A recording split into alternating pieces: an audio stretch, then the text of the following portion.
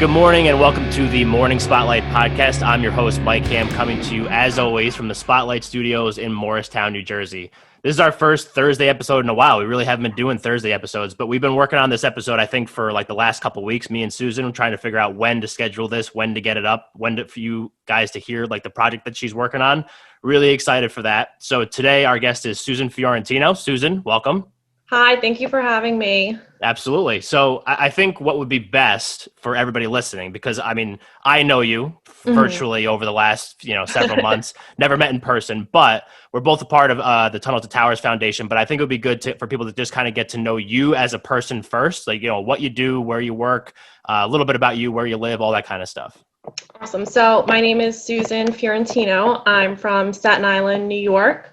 I also work in Staten Island at Staten Island Academy.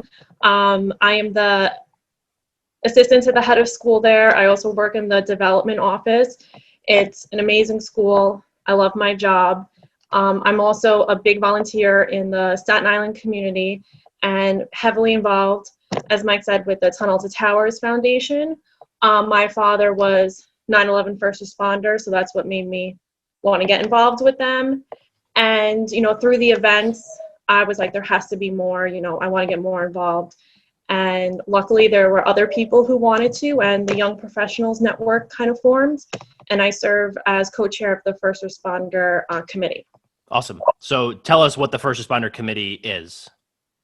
So right now I'm the co-chair, and our other co-chair, Brian Arthey, he's actually a cop as well in Jersey, and we just work together to try to get out in the first responder community, raise awareness about different things that the Tunnel to Towers Foundation is working on, and just trying to see what their needs are and how us as, well, me as civilian and, Brian as a, first responder too, can get out in the community and help them.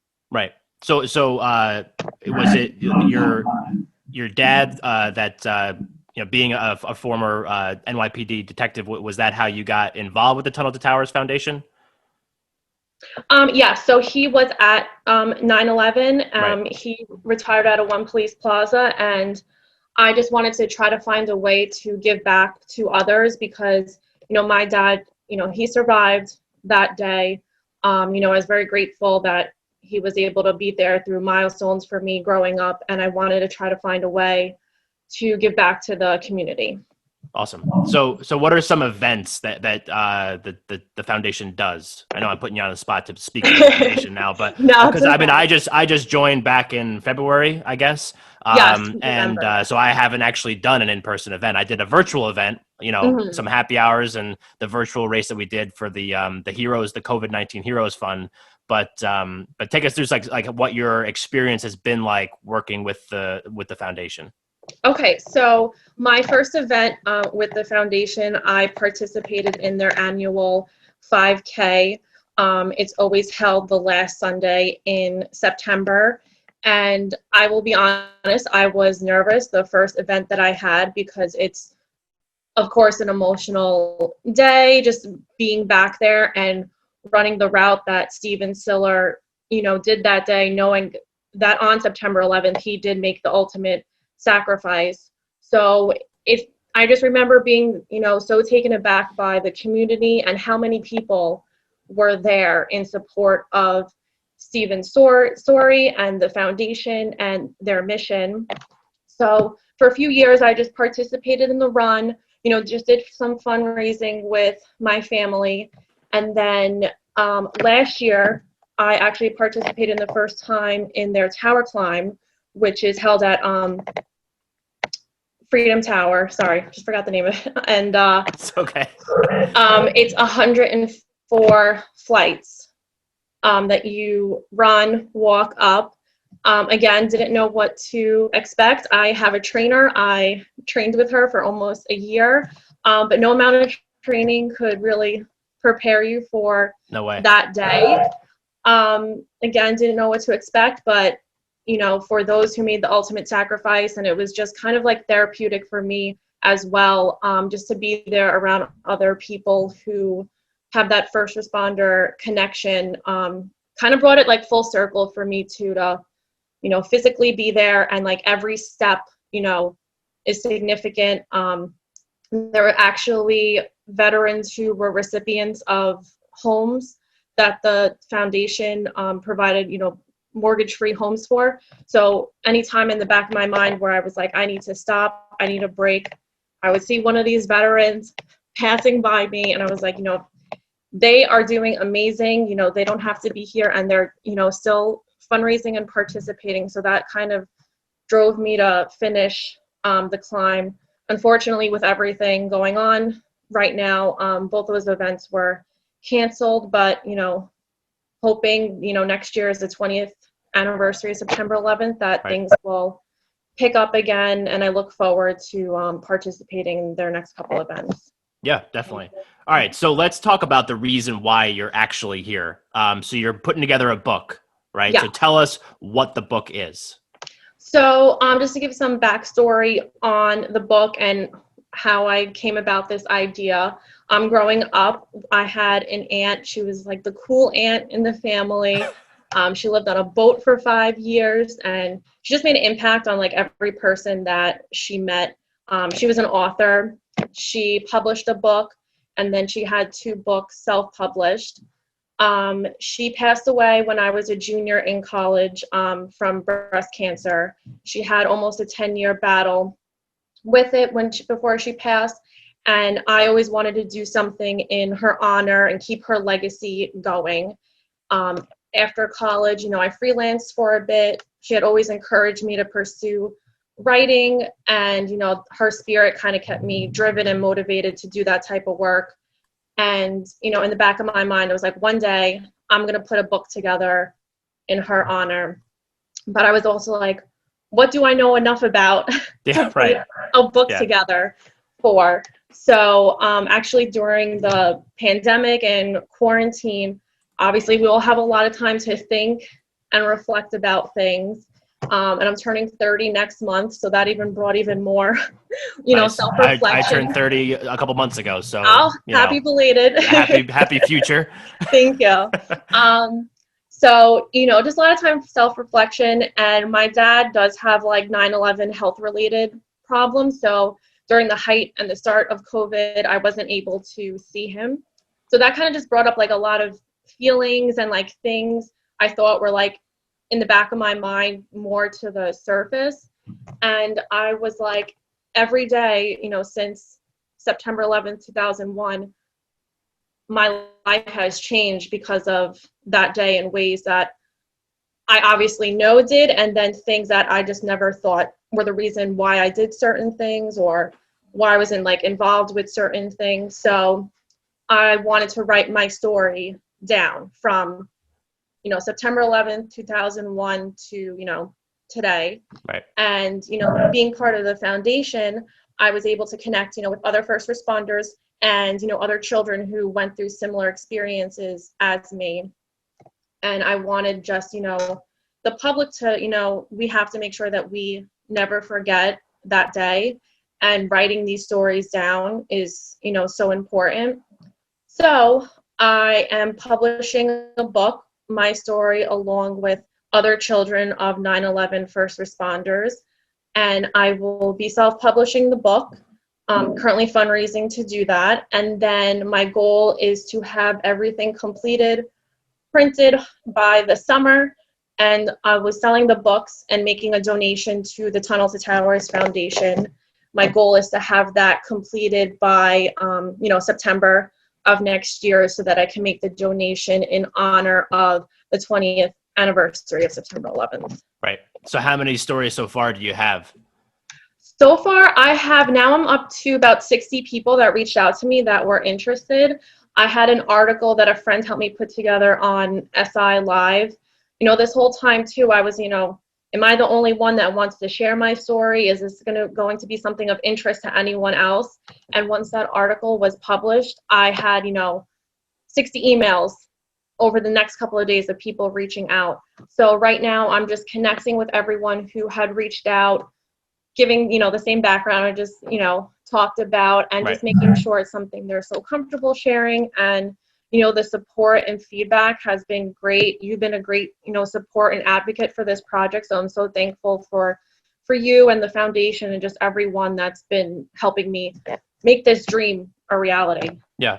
I just had just thought when you first emailed the group about it, I just thought it was such an interesting idea because like you always hear the stories of the people that were actually there, right? And obviously those stories are like, I mean, some of them are just insane, like crazy stories. And then, but like I found it interesting to think about the fact that like, like we're the same age essentially. So like we were both in whatever grade, 6th grade, I guess. And I remember like I was living in Pequannock, New Jersey, and like they just put us out on like the front field, like when that was happening, and like parents were just coming and like grabbing their kids. So like it was the most disorganized way to try to get people out of there. But like, I don't have parents that are first responders, but it's just like an interesting way to look at like a different kind of perspective, right? Because it's almost like, not that you guys are forgotten, but it's just like you don't actually think about, that's not the first story that you think of, right? Too. And I also think like you said, remember exactly where you were that day. And I remember I went to St. Anne's in Duggan Hills. I remember exactly where I was sitting. My principal, Miss Mazzella, got on the megaphone and made the announcement. But it's not until talking to, my dad and my mom, actually this past September 11th, there's certain things I completely blocked out from that day. Didn't even know, that happened. So it's just interesting to, look back on it and see. Yeah. I was in Mrs. Garofalo's social studies class. Crazy that I even know that. Yeah, remember. But I do remember like going home and like sitting in my living room in Pequannock with my parents and my sister and like watching the news because like my parents obviously want to know what was going on and they didn't really like comprehend it either. And I was like, what the hell is happening? It was wild because I mean you see stuff on TV all the time as kids, whatever. But that was like, this is like really happening, like right there. Yeah, it's real. Yeah. And that's the part of the day that I actually ended up blocking out and don't remember. I remember, my mom picking me and my middle brother up. My youngest brother was 1, if even. And, being in Staten Island, everyone's a first responder. And I lived on the block where our school was. And I completely blocked out that all these families came over to our house because their dads were also at 9/11. And, you would think that would be something that would stick in my mind, being around all these people and other families, but it's the finding out about it that sticks out to me. Yeah, absolutely. So we've touched a lot on it, but like maybe because like I think that it's important to know like a little bit more about your story and like why this is such like an important thing that you felt the need to put it down, pen to paper, and then try to get some support for it. So like take us through like a little bit more of like, kind of, I guess, from September 11th to now, because that's where I think people, like, it's like that gap that people don't ever think about. It was like that day. And then it was like from, like you said, the tomorrow, next year is 2020 is kicking my ass mentally. But next year's the 20th anniversary. So like 20 years have passed since then. So like, take us through like what it's been like to be a child of a first responder over the last 20 years. So, it's at that age, I was old enough to comprehend that something traumatic obviously happened in the world and to a lot of families. But I think at that time, it didn't hit me with the impact of that day because things were just settling in. Not everyone was open about talking about things. And as I got older, I noticed just different things growing up. I also had like other family that were there that day. And PTSD is such a big thing with 9/11 too, for those who, did survive. So as you get older, I just noticed, certain habits or things with my dad. And also, he's Italian from Brooklyn, doesn't always talk about, things. So that aspect probably not a big feeling sharer. Yes. So that's hard because, you want to be there for them and help them, but it's hard to talk about. And I think for a while I kind of just ignored it and just, accepted it for like, this is how it is. But, I would say in my early 20s, even in college, I think going away to college and being outside of Staten Island, I saw what a tight-knit the first responder community is. Because, even though I went to college still in New York, I was outside of my element. A lot of my friends, I would say most of them, did not have first responder parents. And it was hard to sometimes connect with them on certain things. And I think that's one of the first times it really hit me that, wow, this is something not everyone has experienced, even though growing up, everyone I was close to at that time did have some kind of 9/11 story. Right.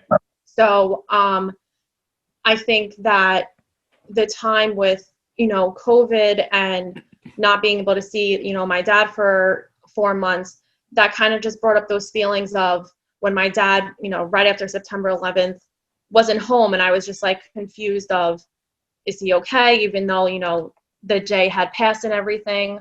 And I think also later on, everyone who was at 9/11, they have like their annual 9/11, health test. And luckily, my dad had to get, his test. He was fine, but they did catch something that they needed to test again. And I was 25, so this is about 5 years ago. And I just remember thinking, wow, this was, 15 years later that something came up. Yeah. And he's also, at the age where a lot of his friends and people he knew were starting to pass from, cancers and other illnesses that they found, 10, 15 years later. So kind of just put things in perspective that this day, will follow us, for the rest of our lives. And I think, I really think the quarantine and turning 30 kind of wanted me to write this story because, it's true. We have to make sure that we never forget. And I think for people who aren't, in the first responder community or even not in New York, the day comes around, everyone takes, a moment of silence to remember. And, that moment is sometimes every day for some people. Yeah. So I think also hearing it from the perspective of people who either grew up with a parent or unfortunately their parent made the ultimate sacrifice and they weren't, they didn't have that relationship anymore because of it, it impacted either way. And, everyone's life would be completely different if, this one day did not happen. So I think not only verbally speaking about it, it needs to be written down, for generations to remember. Right. Absolutely.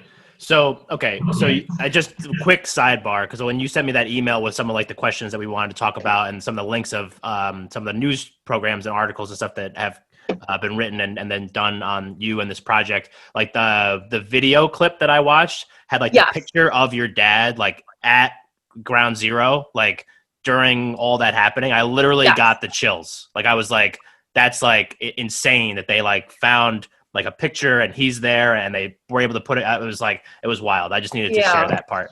I actually, I only saw that picture last year. For a while, I think I didn't want to visually see anything from that day.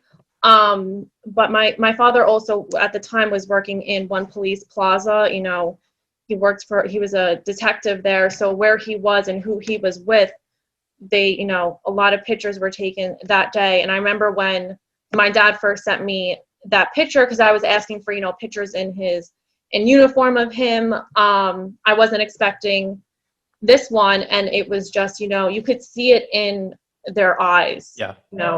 Like what was, they didn't know what was going on. And they're all trying to, get to safety to, save people. But it's a huge crowd, the picture just. Yeah, there's literally just a sea of people. Yeah. So, all right. So obviously this project is going to be a huge success. Thank you.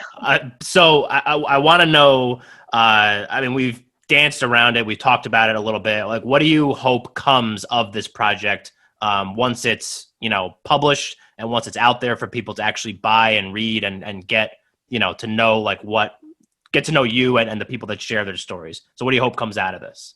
I hope, the big takeaway is that everyone has their why for, their day-to-day decisions and their actions. And, even if you're not from the first responder, family, just to take a step back and to be like, some people grew up with situations that were out of their control, and it impacted, their life, whether they decided to go get help and speak to someone because of how traumatic the events are, or if they're the completely other route, did not reach out to someone to speak out about this. So, it's a community that is not often talked about. And I think especially, as you said before, the stories of people who were there are well known, but the stories and the lives of, children who grew up with this,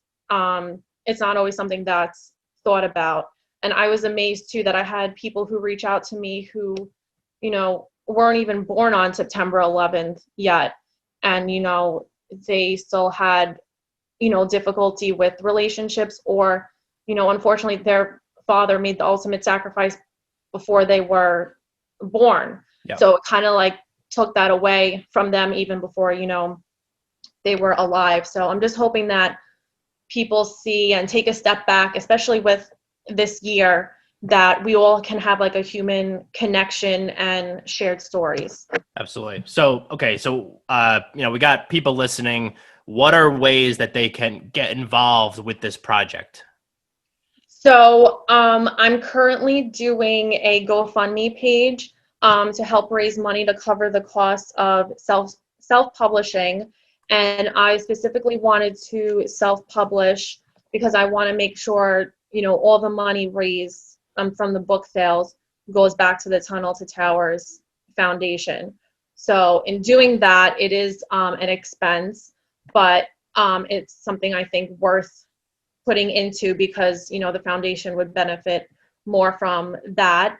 And if anyone listening would want to contribute the story, if they are the child of a 9/11 first responder, you could definitely reach out to me. I can spell my name if you need to. I'll put everything in the I'll put everything in the show notes. So that way people have all the links. They have, wherever they can help you, the email address, the GoFundMe page, whatever else you want me to put in there. I'll put that in there. Perfect. Yeah. So I could be reached, email, that's the best way to, or LinkedIn, and the GoFundMe page.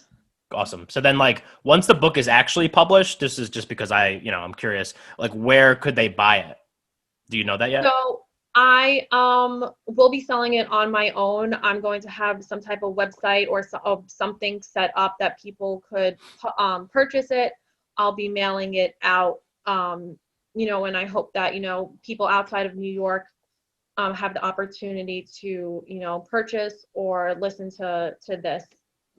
Awesome. Definitely. All right. So we are going to move the show into our closing segment, which is called Under the Spotlight.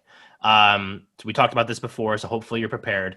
Yeah. We do this for every episode. So we're going to put you under the spotlight. You're going to give us, they just listen to us talk for, 25 minutes about you, the book, the stories, and all that. So what is one thing that you want everybody listening, the Spotlight listeners, to walk away from this episode with?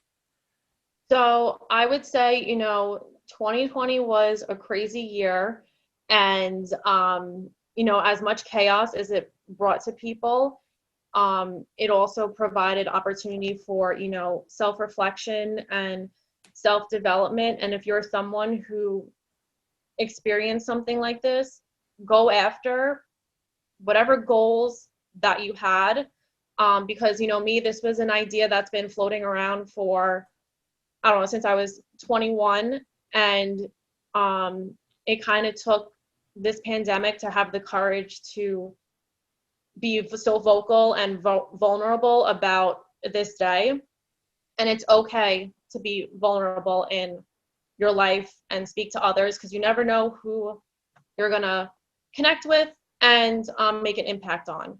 So I would say take a chance on yourself and try to connect with others, because you'll definitely heal and have growth in your life. Absolutely. That was awesome. Maybe the best Under the Spotlight segment we've ever done. Thank you. So for everybody listening, that is going to wrap up our show. Like I said before, I'm going to put Susan's contact information, so her email address, the GoFundMe page link, if you could send me that, after we get off of here, in the show notes. So make sure that if you want to help support, if you do have a story, make sure you reach out to her. I will put my contact information, like always, in the show notes too. So if you want to reach out to me to get to Susan, that's fine too. So Susan, thank you for doing this. This was awesome. Thank you so much. Absolutely. And everybody else, thanks for listening, and we'll catch you next time.